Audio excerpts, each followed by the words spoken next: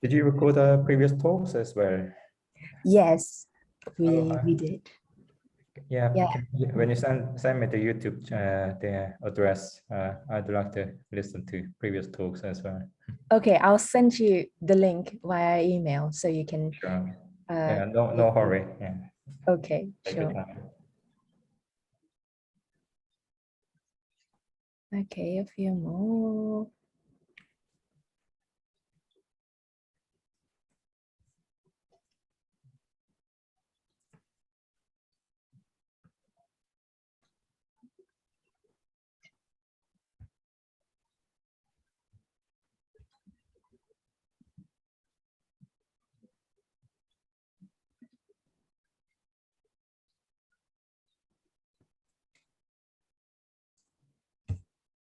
Okay, let me start.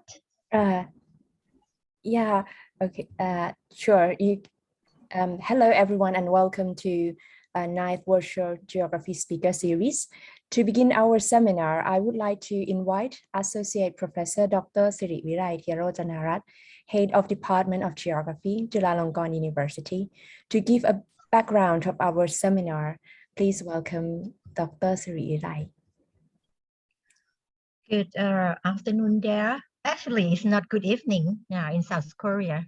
Good evening, everyone. We would like to welcome you to the virtual geography seminar series by distinguished geographers worldwide. My name is Sirivirai Theorising, Chair of the Department of Geography, Faculty of Arts, Chulalongkorn University. I will be a representative from the organizing committees to give you a brief background about this seminar series. This seminar series was born out of a joint discussion of geography faculties from University of Wisconsin-Madison, Chiang Mai University, Naresuan University, and Chulalongkorn University to exchange knowledge and expand the horizons of geographical research in Thailand. The seminar series also receives substantial support from the Geographical Association of Thailand. This virtual geography seminar series will be held continuously every month, once a month. Today, we would like to welcome you to the 9th seminar series entitled Theorising from There, Reflections on Scholarly Writing from the Global East by Professor Shin Hyun, and Dr. Pipilai will be our moderator today. I will now give the stage to Dr. Pipilai. Thank you. Thank you very much, Dr. Sirivirai. So as a moderator, I would like to introduce our speaker today, Professor Hyun Shin. It's an honor to have Professor Hyun with us today. He is a professor of geography and urban studies and director of the Sosui-Hok Southeast Asia Center at the London School of Economics and Political Science, or LSE. His research centers on the critical analysis of the political economy of urbanization, politics of displacement, gentrification, housing, the right to the city, urban spectacles, and speculative urbanism, with particular attention to the cities in Asian countries such as China, South Korea, Malaysia, Vietnam, and Singapore. He has plenty of publication, both articles and books, which I think I cannot list it all for today. And now he is working on 2 book projects, which are a monograph making China urban and a monograph on the making of speculative city of Seoul.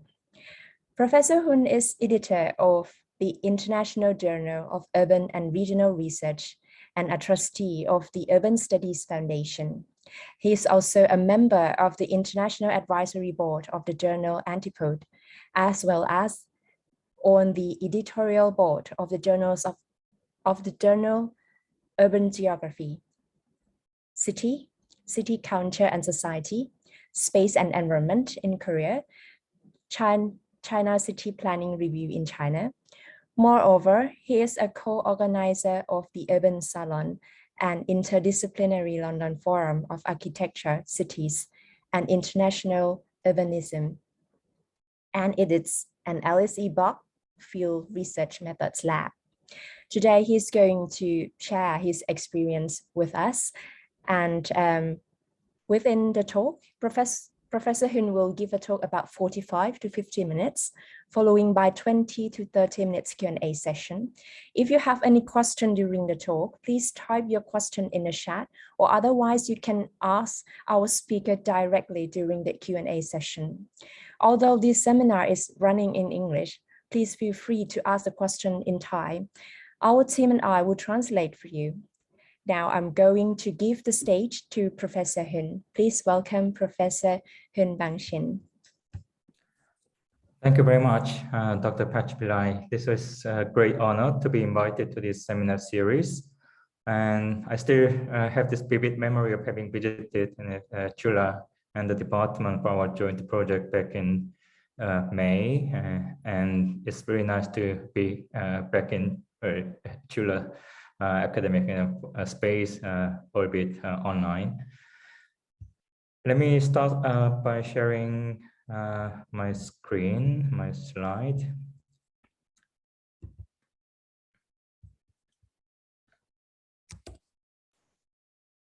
So I hope you can see the full screen view of my PowerPoint or my slide. Okay.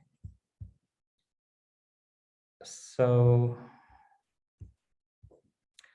today's talk of mine will be about theorizing from where, reflections on scholarly writing from the global East. And here, I'm largely going to be referring to two of my recent writings, which has come out from this edited volume of Global Urbanism as a book chapter, and also a co-author piece, which was part of the recently edited volume COVID-19 in Southeast Asia, which was including a reflection piece on the current pandemic and what it means to conduct scholarship during the crisis.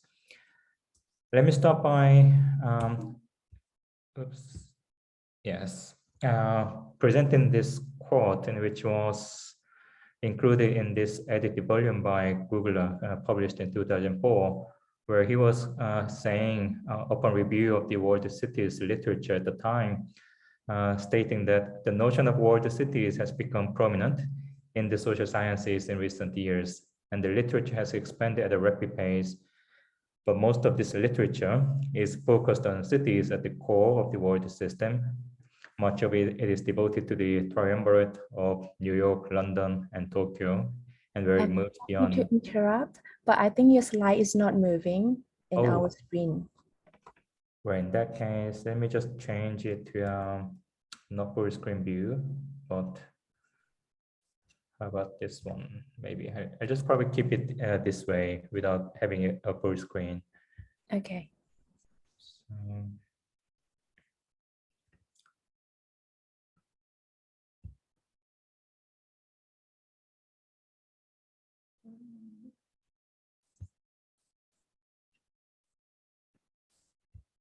try to remove the where this bar on the right hand side, but I don't have any idea how to do this.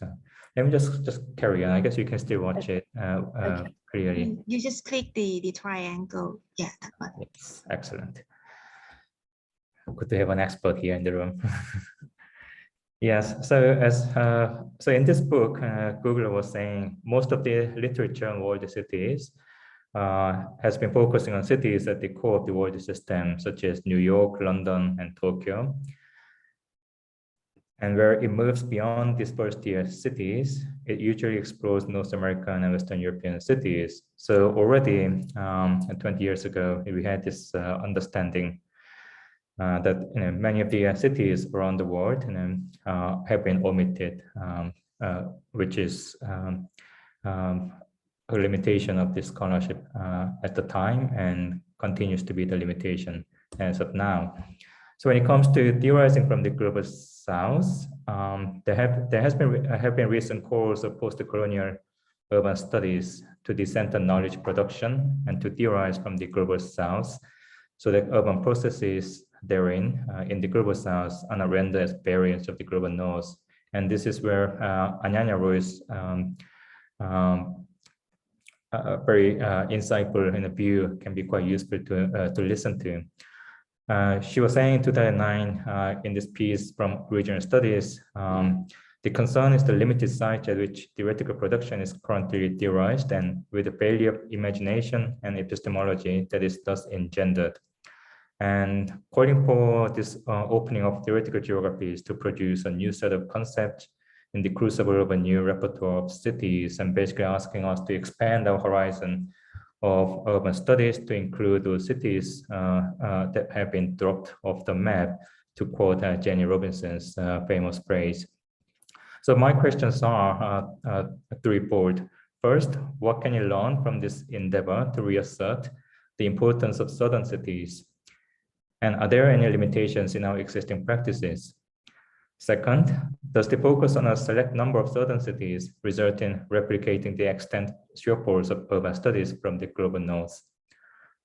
Third, are post-colonial and neo-Marxian critique of urbanism mutually exclusive? So these are the three questions I hope to use for today's talk. And maybe it'll be useful to start with the understanding that this attempt to decenter knowledge production on global urbanism does involve moving away from over-relying on Western cities, as Google was pointing out, and as Anyanya Roy, as well as many other critics such as Jenny Robinson have also pointed out. And it'll be very important for non-Western cities, especially those which have been largely absent in current urban studies, to provide this inspiration for theoretical innovation, and also for challenging the existing tradition of conducting urban studies.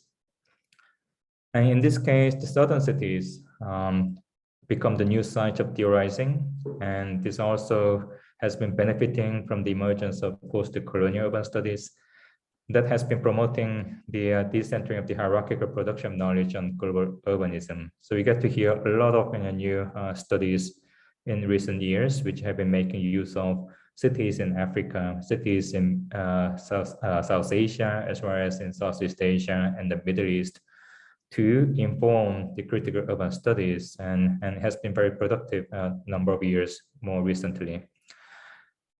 Having said that, I would like to point out two potential shortfalls. First one is the absence of underrepresentation of certain global regions, especially in this case, when it comes to this understanding of how Global South has been depicted as the remaining region once you take into consideration the Western European and North American ones. And here, basically, the Global South is being rendered as the rest of the region outside the main core region of the global urbanism. Second, the binary thinking of such division between Global North and the Global South, largely accompanying this invisibility of certain regions, such as East Asia or Southeast Asia as well. And some of these economies in this region are rendered neither Global North nor Global South. And some of these are seen in this map here. I refer to the recent attempt by critics such as Oren Iftaker, who in 2019 conference in London, proposing this concept of theorize with SE, referring to Southeastern, and therefore referring to this Middle East and Turkey as the major site to theorize from in order to challenge the existing global urbanism based on Global North.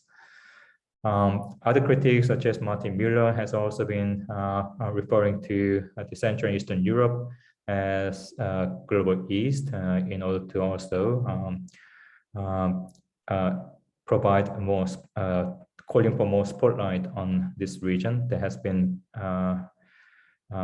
largely absent in current discussions of urban studies. And I, together with a couple of other colleagues, have also been referring to the East and Southeast Asia region as Global East in our paper 2016. And today's talk is largely on the extension of that insight. And when it comes to think about East Asia as being neither global north nor global south, it will be useful also to listen to some of the recent calls by critical scholars who have been using East Asia as a site of theorizing.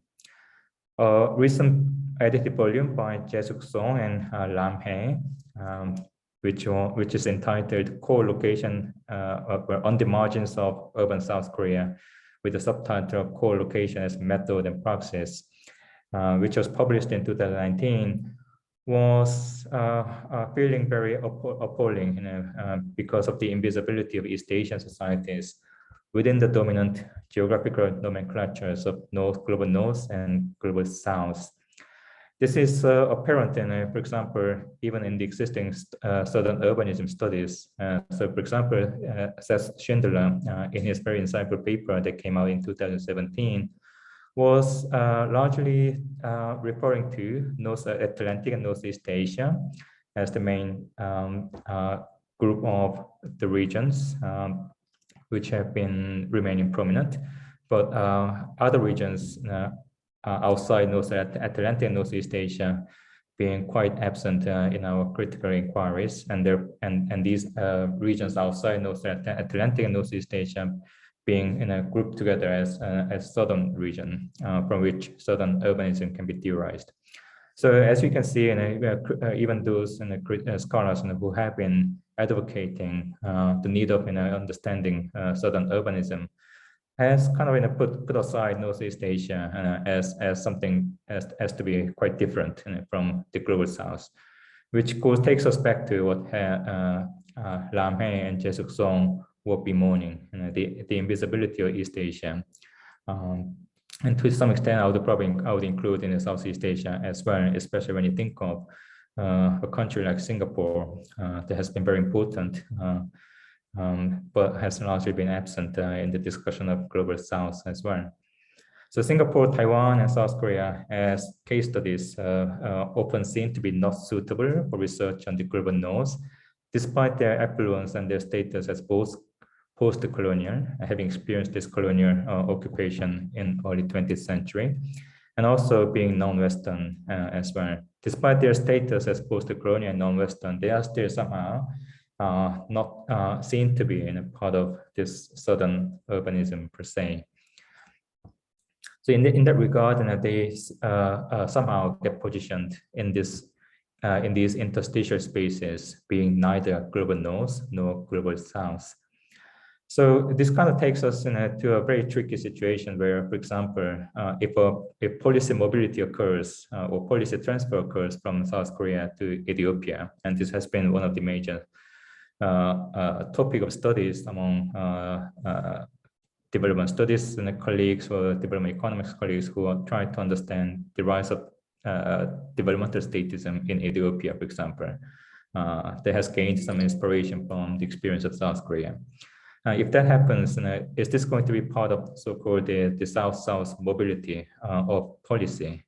And here the answer is a little bit of an ambiguity, largely because of the way in which South Korea has not been part of a certain group of economies, according to some critiques. So the rise of Southeast or East Asia, or what I refer to as Global East, as a way of challenging this binary thinking of global North and South, provides somehow, to some extent, an opportunity to disrupt these North-South binaries.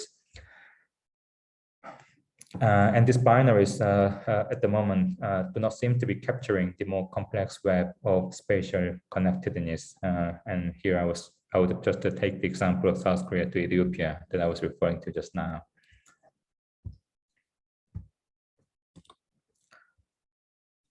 And when it comes to the effort to decenter urban studies by theorizing from Global East, I think this is where we get to acknowledge the growing interest in Asian urbanism, especially the interest that has been largely benefiting from the rise of China as a very important economic powerhouse, and also politically very significant and geopolitical history of contemporary years.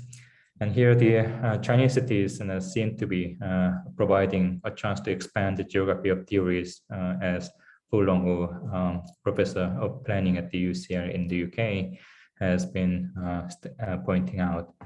So in more recent years, from the 1980s onward, especially from 2000, you get to see a huge increase in the number of publications that have been referring to or discussing or engaging with the topics of Chinese urbanism as well as Asian urbanism. And of course, the attention to African urbanism has also been on the rise as well, reflecting the growing popularity of studying urbanism, broadly speaking, in this global south.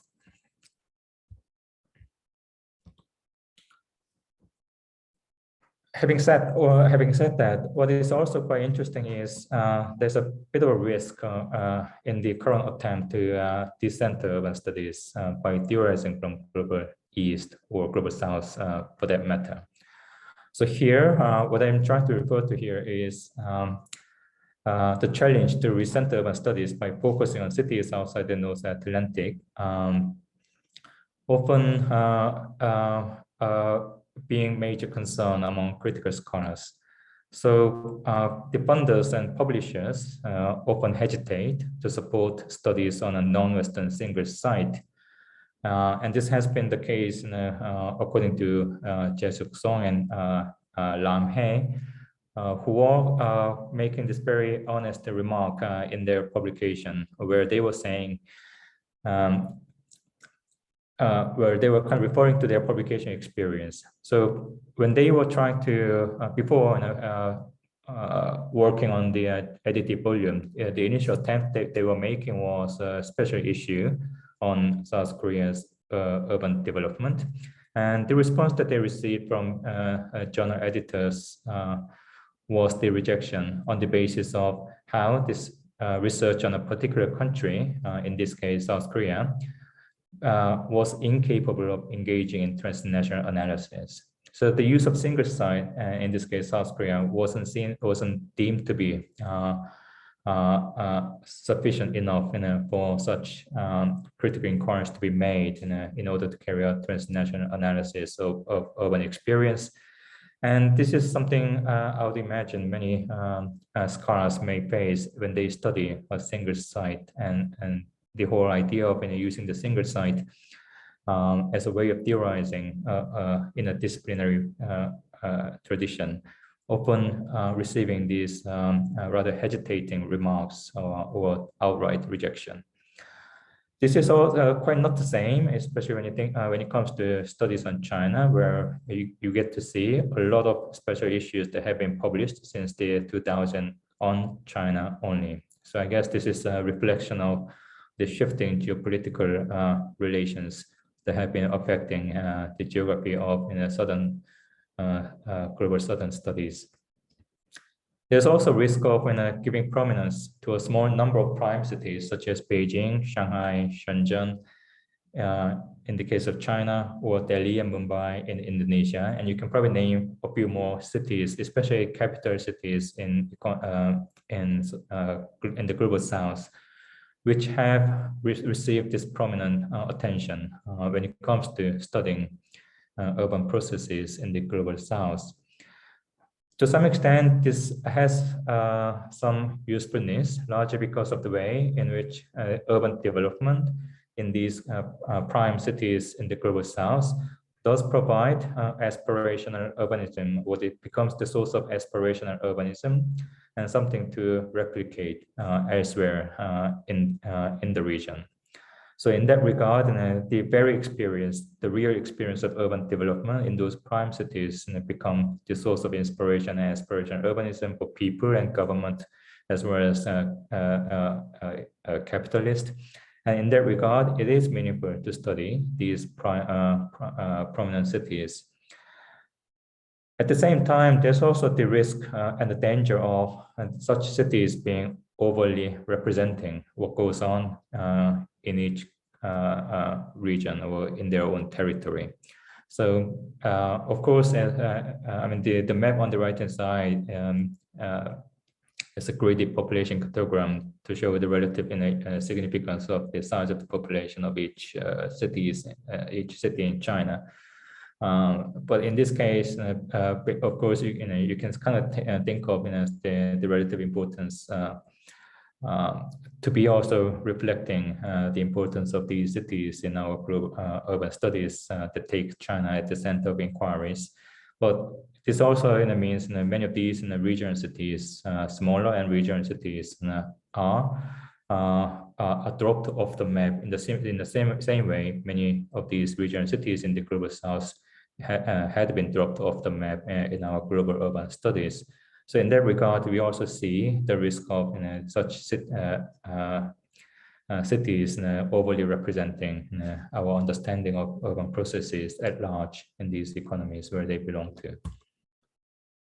So there's negligence of other smaller and more regional cities, or those which are lying in interstitial spaces, and therefore remaining in the epistemological blind spot, despite numerous calls for more inclusion of such cities that were dropped off the map. There's also negligence of what John Short was referring to as black hole cities, and those mega cities which are not identified as world city, and also by the Globalization World Cities Institute, and also not sharing the national territory with a world city. So this is related to what you see in the table 2 on the right-hand side. And these cities are also being neglected in our studies, despite their huge importance in their respective territory.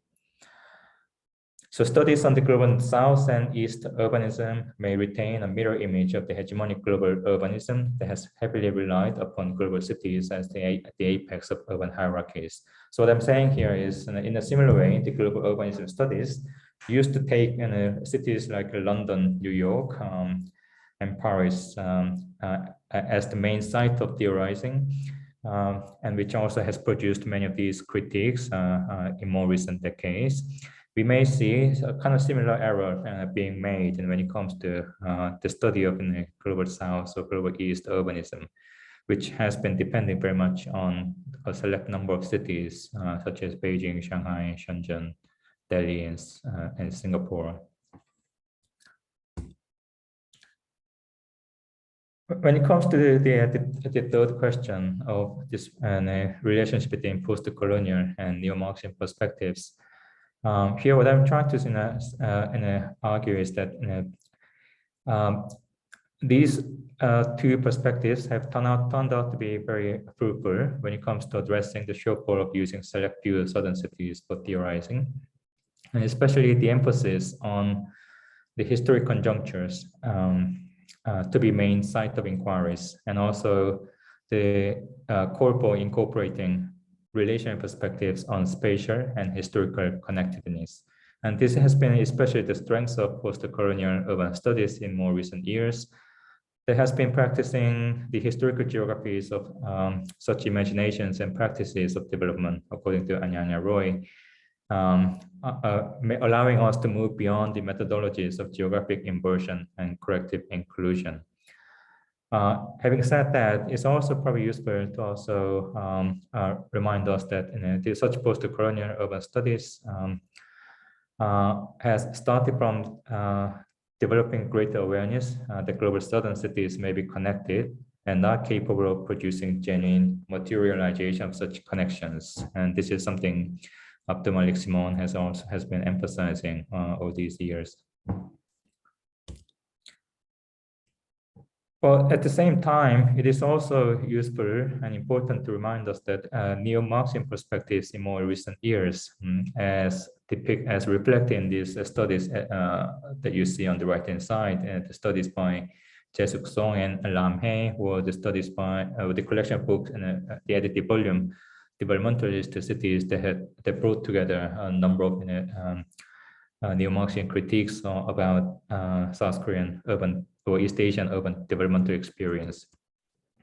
These neo-Marxian perspectives have also been incorporating local histories and multi-scalar perspectives to encounter the hegemony of Western narratives of capitalism and globalization. So they have also, especially the studies like the developmentalist cities, as well as one of the recent special issues from Environment and Planning A journal, which was about geographical, political, economic perspectives on Asian developmental experience.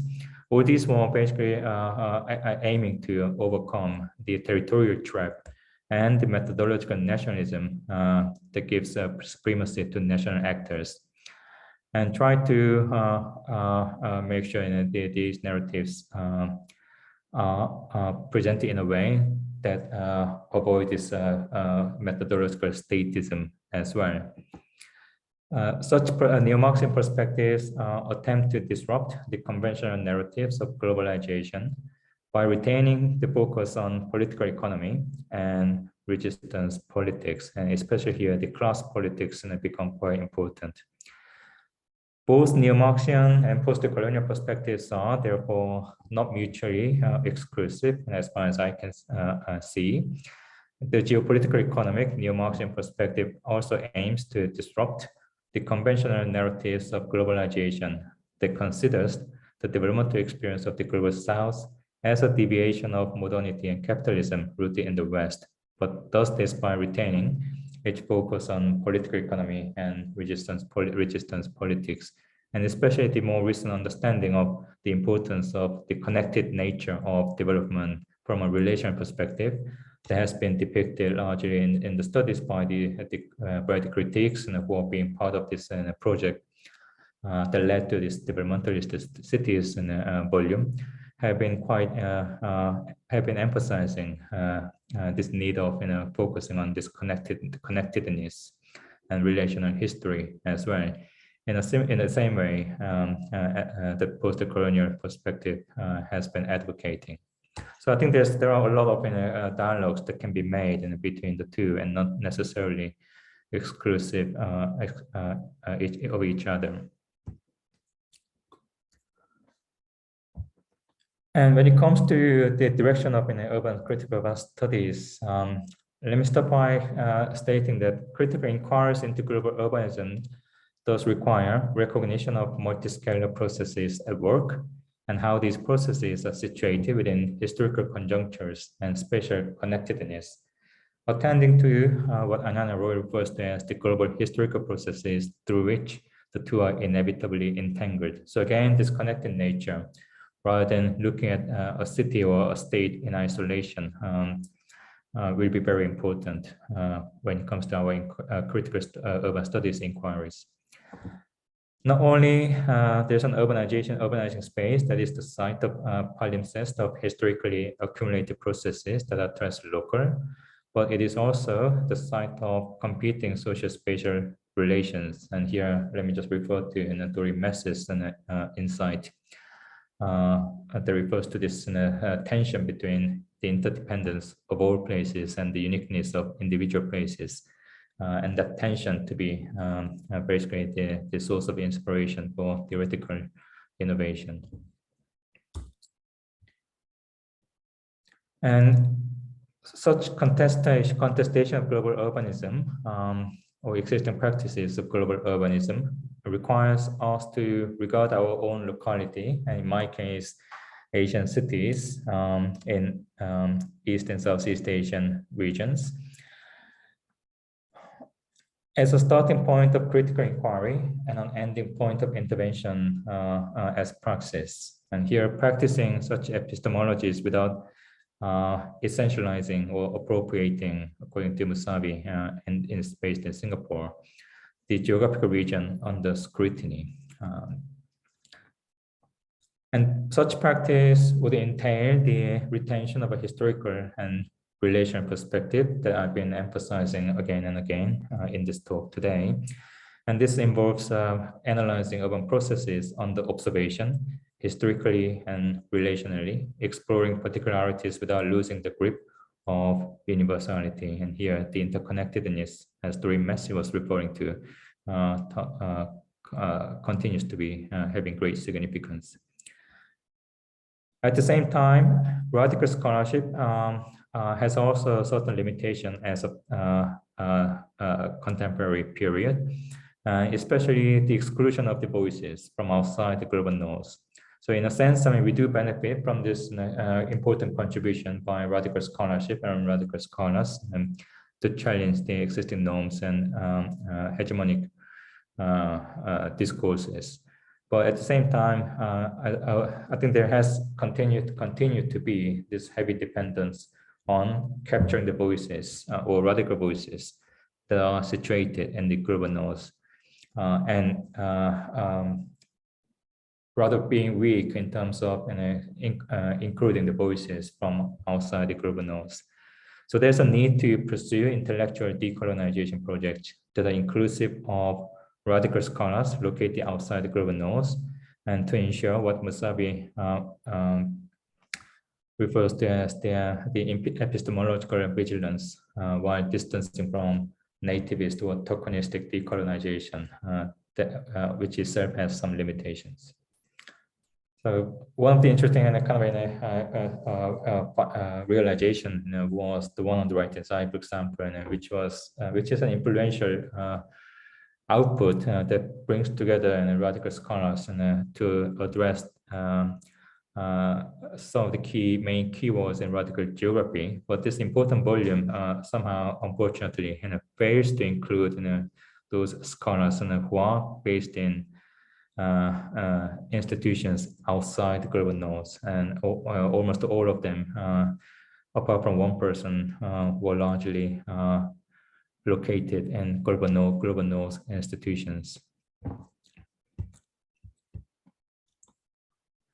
So it is imperative to support the network of especially early career scholars from the global south and east, whose intellectual endeavor faces multi-layered constraints due to censorship, gendered hierarchy, seniority, and racial and ethnic inequalities.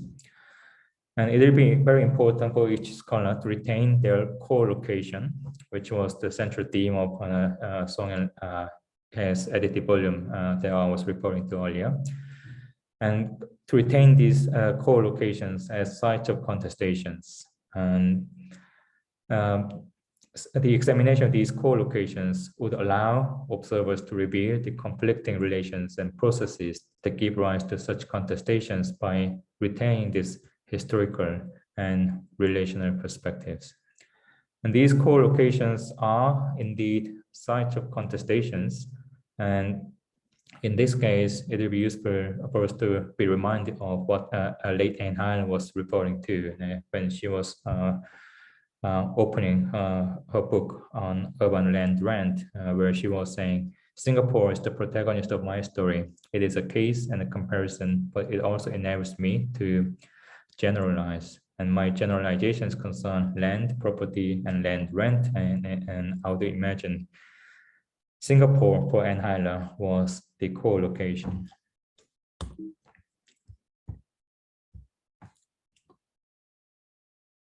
And this is where the duty of care and post-research ethics would kick in for critical scholars. The study of ordinary cities or global south or east urbanism is ultimately to give voice to the people in each scholar's core locations. And for this, every scholar is to return to their site in the way Anne Hyler was caring for Singapore, or what Singapore did to her.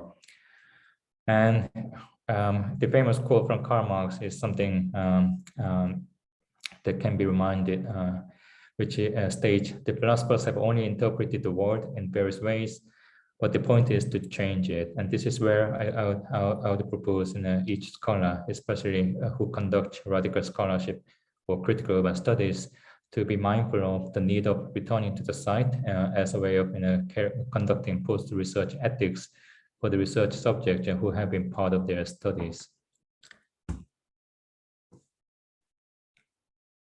I would like to spend the next 10 minutes, about 10-15 minutes, just to discuss a bit more about the current culture of writing. So having discussed the various issues regarding critical urban studies, for the scholarship to decenter or decolonize the knowledge production.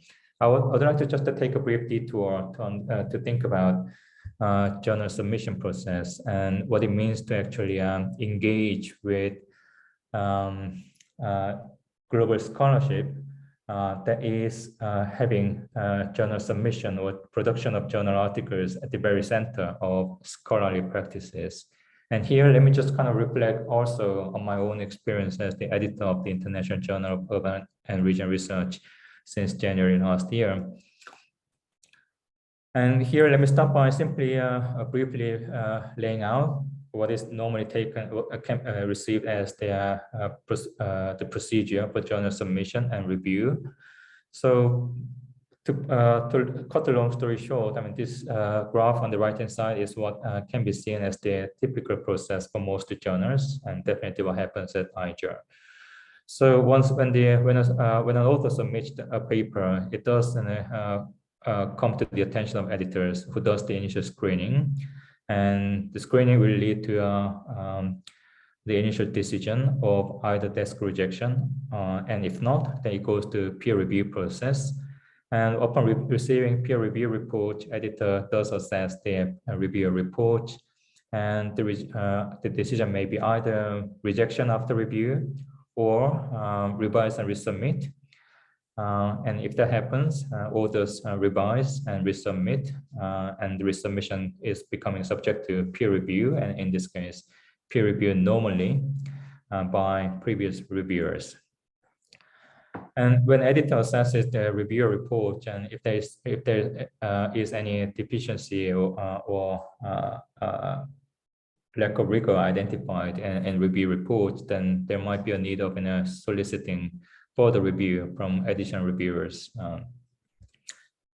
When resubmission peer reviewed and editor assesses the review report and it gets accepted, and once paper gets accepted, then it goes to the production and eventually publication in early view before they get included in paper issues. And of course, and the resubmission doesn't always guarantee an acceptance. I mean, it may be rejected at that stage.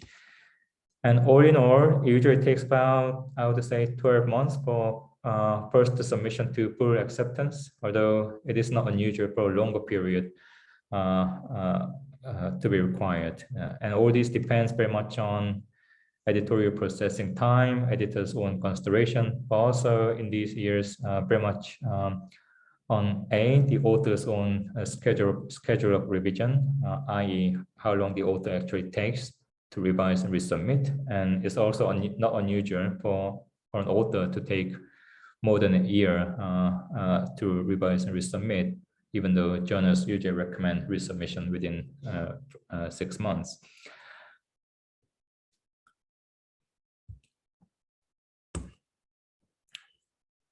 And I think these are some just in a basic points, especially for those of you who are a little less familiar with submission to international journals. When resubmitting after revision, it will be important to address in your cover letter to the handling editor. And here, handling editor refers to the name that appears on the official decision letter. And it will be important to use the cover letter to indicate, what has been revised, and also the summary of the key points of the revision. And especially important to attach this detailed author response to reviewer comment. And in this author response to reviewer comment, please do make sure you address each of reviewers' comments. And if you feel certain comments are out of context or inappropriate, which does happen sometimes, or reviewers conflicting each other's views, you are still encouraged to positively engage with such comments, even if your revision does not actively address such comments. So such as kind of acknowledging the insight of the reviewer, but citing a few regions that you deem important to be the basis of not conducting the revision as requested by certain comment of reviewers, and make sure that those are clearly explained. Revised paper should have major changes highlighted using track changes or color the highlight. And if you don't hear the journal decision on your paper after 4 months, and this is a question that I often receive, especially by early career researchers, it's fine to send a inquiry to the journal's managing editor or editorial assistant just to inquire where the paper is in the review process. And that can be a nice reminder to editor as well to check on how the review itself is going, when editors usually handle many papers at the same time. Now, having said all that, I think it will also be useful to think about what it means to select a journal to publish. And here, let me also try to link these questions or my own responses to these questions to what we have so far discussed regarding the issue of decolonizing and the centering knowledge production. So some questions for all of us to consider, I guess. First, should I publish in a reputable journal in my own country or in an international journal? I think this is a major consideration, especially for those who are operating in non-English language in the countries, right? So should I publish in my own language in my own country, or should I aim for English publication that is to be published in reputable international journals? And the choice that one makes is a very political one, in addition, as well as an intellectual one. Should I publish in an area studies journal or in a disciplinary journal? And this also makes a huge difference when it comes to writing style as well. Who's my target audience is, I think, one important consideration. Am I targeting the local audience who has been part of the studies? And if that's the case, what will be the most effective medium to actually deliver the findings that can be best communicated to my research and participants? And of course, the short answer to this is publication in your own language rather than in English, being the major effective way of communicating your research findings to your research participants whose language is not English. But of course, you may choose to publish in English and have a translated version delivered in a talk or in a workshop or in a symposium or in any kind of informal setting to share with your research participants, and that is also possible.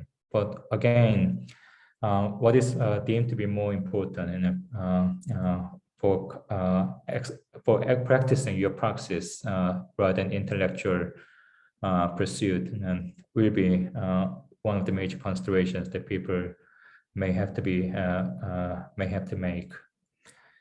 How quickly do I need to have my findings published is also one thing.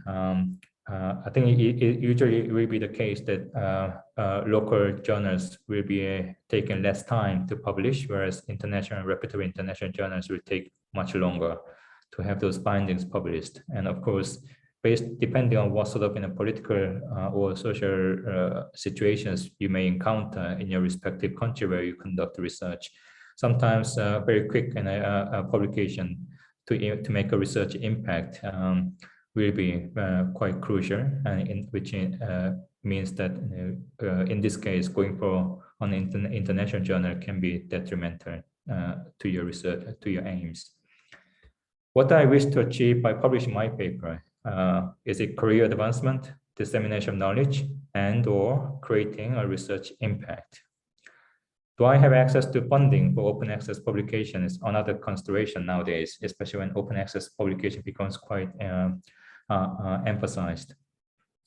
Does my findings deserve a journal length or a book length monograph? And here I just point this out because a journal length, especially written in English, has a particular structure that has been largely popularized and emphasized.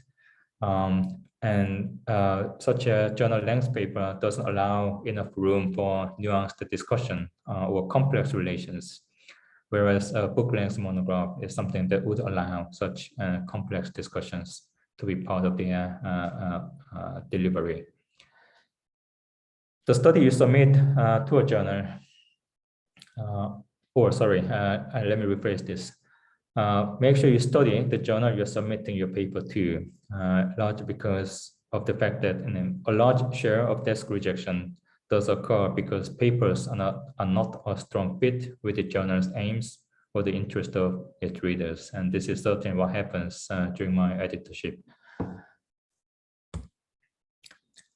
And here, I wouldn't probably go into too many details, and this is just to indicate, especially for those who are less familiar with in an English journal publication, to be reminded of what is expected as a writing style for an international English journal, where you have these kind of a recommended structures that start with introduction to entice your readers by raising their interest, providing a short summary of your key perspectives and methodology, introducing your key argument, and providing a structure of your paper. I mean, that's usually what is being expected in an introduction. And that can be followed by literature review to demonstrate you have done your homework, to identify the existing debate and the relevant work of other scholars. And by doing so, identifying the gaps your paper is to address so that the audience understands why the paper is a meaningful one.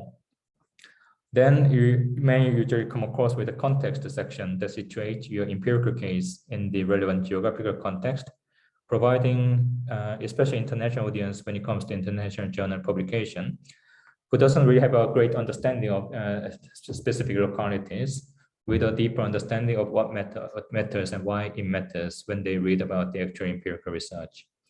And the findings in the main body is to represent, that section is to represent your thematic analysis of your findings. And this is where you are recommended to make a very good use of empirical research materials, such as interview quote. Further discussion to provide the connection between your findings and the wider debate, and especially for authors to attempt what can be seen as analytical generalization, and the conclusion to summarize your key findings and let the audience know what the key contributions of your paper are about. Now, these are probably for some people quite straightforward. What I want to kind of point out here is having discussed the kind of basic structure and process, there is nevertheless this hegemony of English writing, which has been also helping the consolidation of the existing global north-based studies. So such kind of journals expect this paper structure that we are just coming across now assumes a certain structured writing style, which Paris Collective has been referring to as the prescriptive rules of the global social sciences, or a politics of style and even cultural hegemony being reflected in such recommended paper structure. And this often comes into conflict with styles used by academics in non-English countries. And this is not just confined to Global South, but also includes those academics who are located in Francophone and Lusophone worlds as well. And such regions may, however, also need to have their own part of a reflection on politics of style and think about how local language-based scholarly activities have a chance to have a room to prevent ordinary people to understand what academics are actually trying to say. So there's a own setup and a reflection needed as a way of carrying out political praxis. The kind of request to adhere to the maximum number of words, such as 8,000 words or 9,000 or 10,000 words maximum, including figures and tables and references, are very much closely related to the economics of publishing industry and journal business, especially the need of having certain number of papers for each journal issue has been one of the main bases for publication industry built on journal publications. And therefore, it does allow room for fixing the maximum number of words for each paper, does allow journals to actually indicate how many papers that they are able to publish, and the number of papers will feed into the financing of the journal as well. Especially nowadays with the emphasis on open access publication that has been largely emphasized by funding bodies, especially in Europe, for example, including the UK. And also major yeah, I mean, major funding bodies when it comes to giving out grants.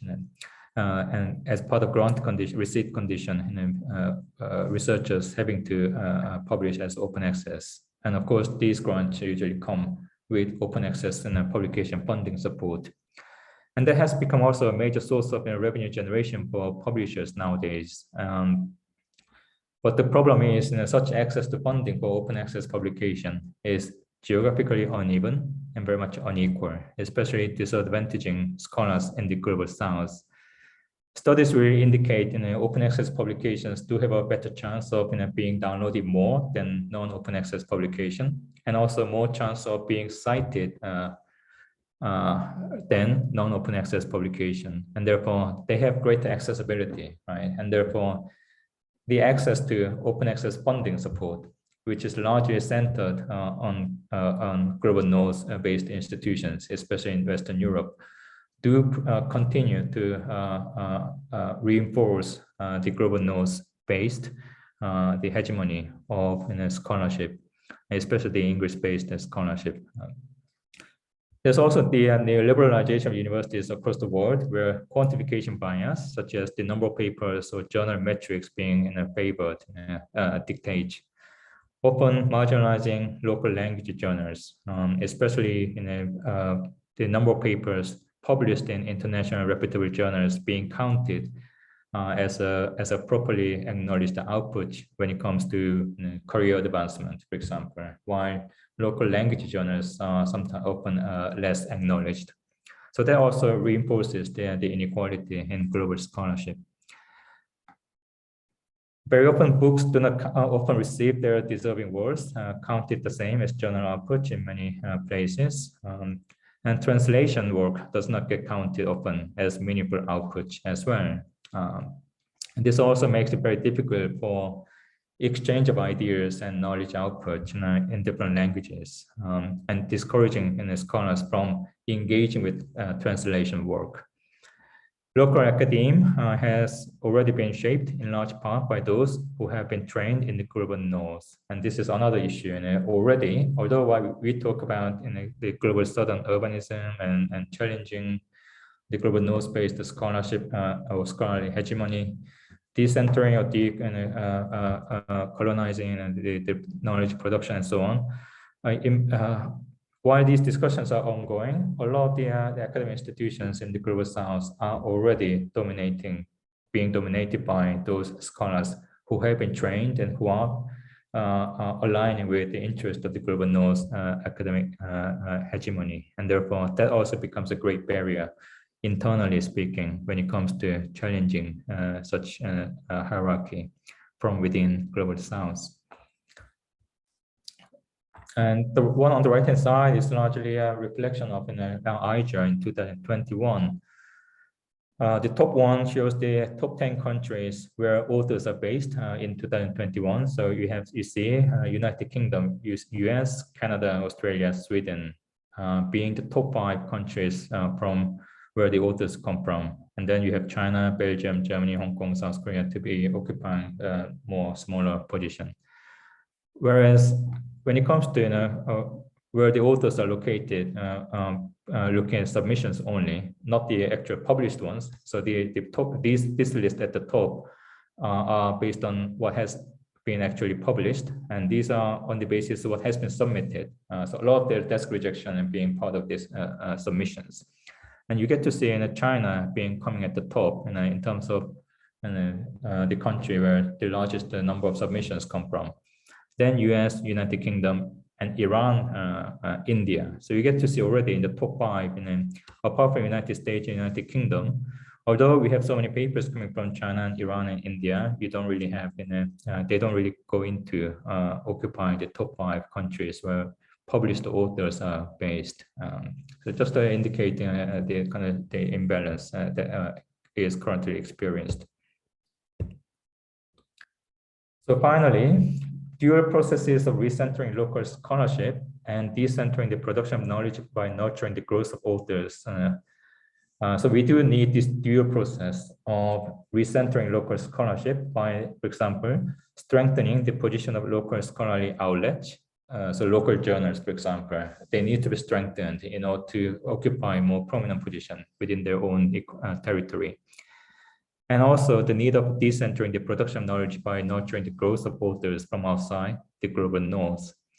We also need to, I would propose to strengthen the network of critical scholars, especially among those rooted outside the global north, working closely with those who are from outside the global north, but operating in the global north institutions. So this kind of network of such scholars who are originally from global south, and regardless of where they are operating, to be very important in order to support each other. Promotion of slow scholarship also to be something I would emphasize instead of hyper productivity. And here the hyper-productivity often regarded as a virtue of a successful academic career, and which is something I think we need to distance away from. There's a need of redesigning academic collaboration, giving more voice to local partners for them to have ownership of the intellectual work. And also the need of valuing the work of translation, including partnership between international journals and local journals to publish, for example, a select number of translating articles. On initiative I would like to very much explore myself. And here, in order to make this happen, I would also call for funding bodies to provide more financial support for such translation in a similar way. They begin to provide financial support for open access publishing. And in this case, there's an interesting question to ask, what would be the impact of such translation of international English articles into a local language of public publication? So if an international journal paper written in English in a style that is recommended by the English hegemony, if that gets translated into local non-English language, does it still retain the kind of hegemony and therefore influencing the writing style of local language-based papers or authors? Or whether it becomes a completely a new body of work that somehow removes the such hegemony position of an English-based style of writing. So this is probably a question that is something we are yet to answer. And given the time constraint, let me just read out this final paragraph, which I was hoping to end my talk with. And this comes from the chapter in this edited volume entitled "In Pandemic Academia, Scholarly Practices and an Ethics of Care," that I have managed to co-author with 5 other colleagues, some of whom were based in Southeast Asia. It is important to exercise interreferencing within Asia in a way that does not entail the erection of another methodological regionalism. This entails the recognition of linguistic fluidity, which produces a diverse range of translated versions of a concept born out of the experience of the Western modernity. Such fluidity is an indication of how political cultures in Southeast Asia can be diverse and differentiated from the West. We ask for more active contributions of locally based scholars who work in and on Southeast Asia, embedded in a horizontal network of scholars across the world, so the pandemic-generated mobility or immobility becomes not a testimony of isolated and individualized regional scholars, but an opportunity to rebuild a new network of researchers equipped with decolonizing imperatives that contribute to the demolition of existing hierarchies of scholarship. We hope that the co-authorship of this chapter is a small step towards this rebuilding, and it is my hope that this talk is also one small step towards such rebuilding. So thank you so much for listening to my talk today.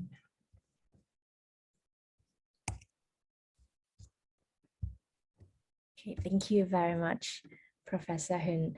I'm sure we have learned a lot from your talk, and there might be some questions from our audience. So if anyone has any questions, please do ask.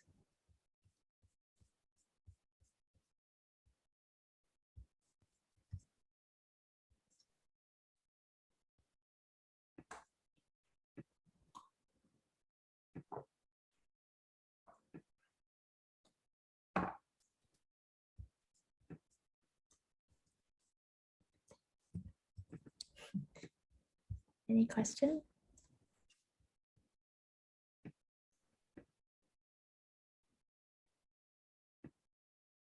Oh, please, Mike.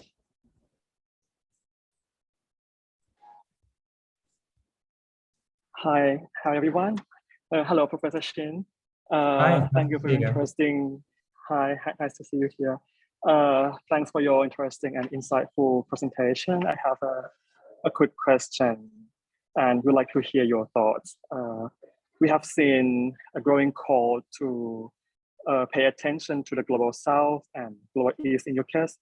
However, I think many scholars try to put forward the global theoretical generalization. So look at the global level because of like many fundamental or common forces underlying the urbanism. So do you think this kind of generalization is still important for urban geographer, and what is the good balance between this global and regional or even local consideration? Yeah, it would be really grateful if you can share your thought as you have worked extensively on the global East, and you have been now teaching in the so-called global North institutions.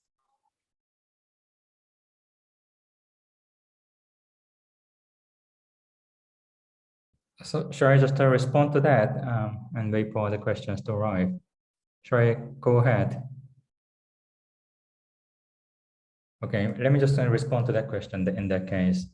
Where I think I would simply respond to that question by saying it is still important to have that generalization, or to have this effort to make this generalization at global scale. And this is where we can come back to this point being raised by Dori Messi, who was discussing this tension between interconnectedness and also this uniqueness of each individual case, right? So interdependence or interconnectedness of all places, from which we can think about what brings them together, right? In a similar way that we talk about, for example, globalization or some sort of global scale network.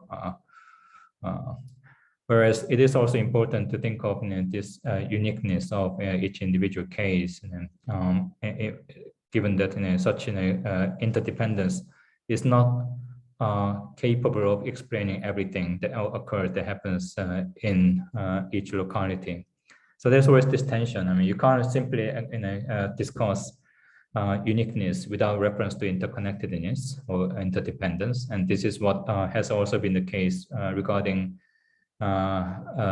in those critiques which are trying to challenge the methodological statism or methodological nationalism, which does ask us to stay away or to avoid the danger of falling into the risk of analyzing the state in isolation without having this relational perspective, or methodological nationalism as well.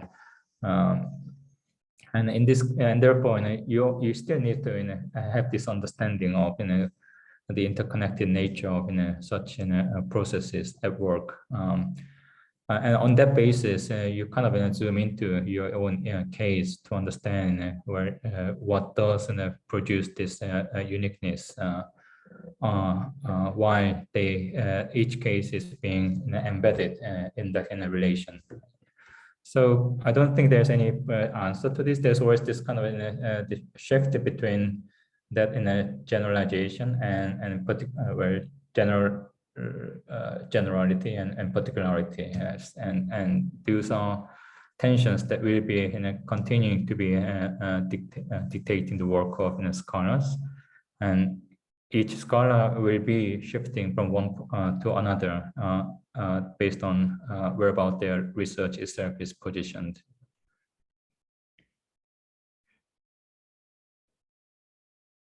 Thank you so much.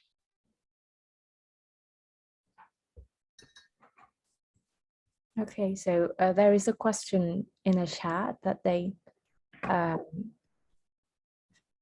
audience type in Thai.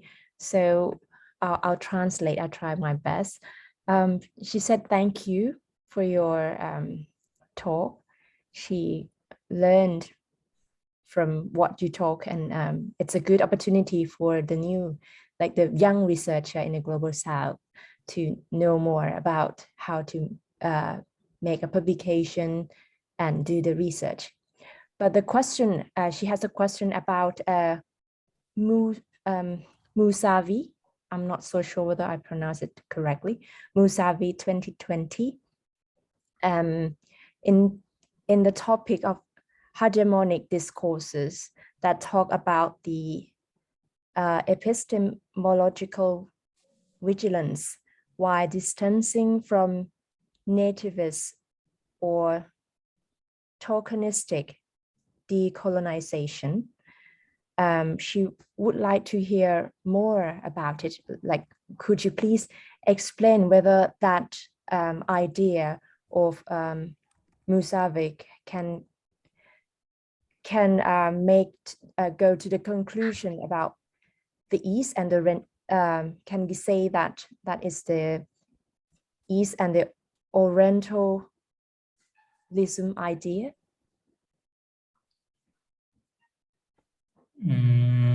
Let me try to respond to this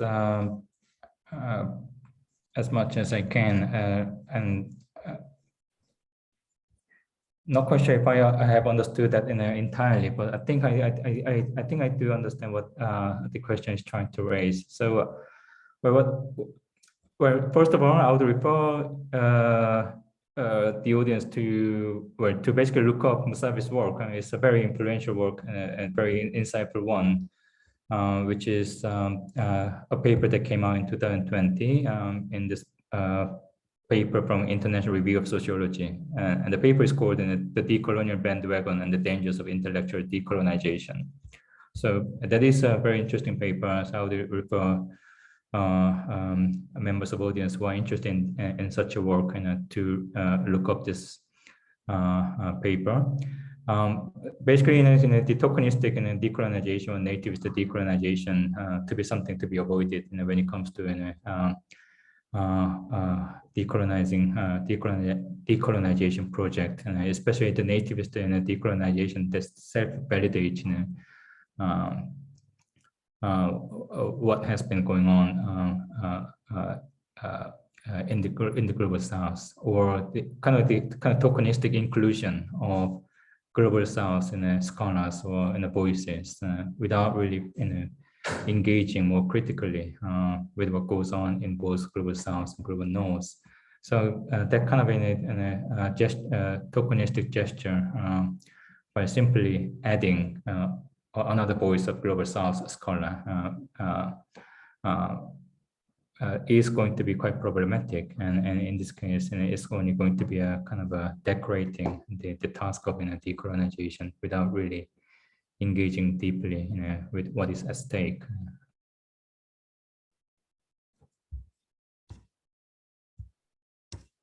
Yes, that's the one. Yes, that's the correct. That's the one I was referring to in the chat box. Okay. Thank you very much. So I think we can have maybe one more question, as still have some more time left.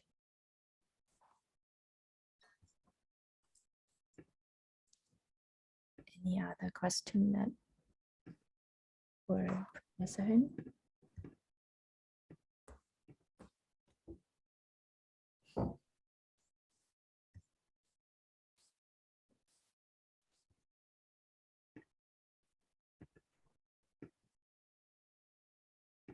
Okay. Any?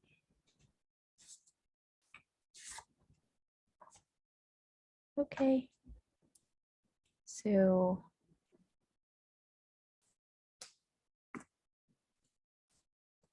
if there is no more question, I would like to thank you very much again, Professor Hyun, for being our guest speaker.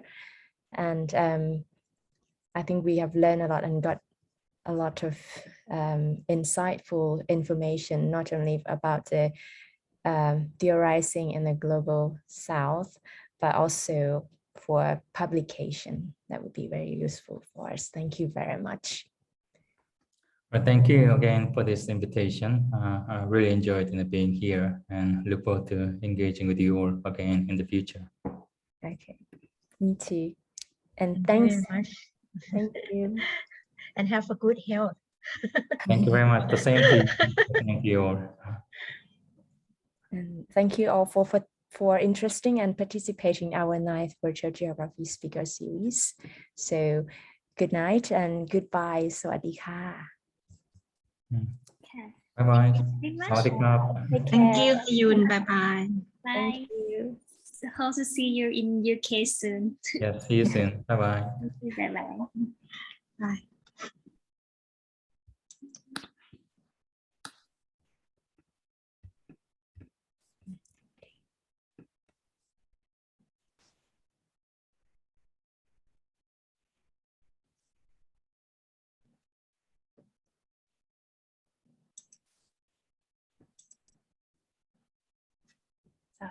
แล้วนะ สวัสดี บ๊ายบาย ค่ะอาจารย์ ค่ะ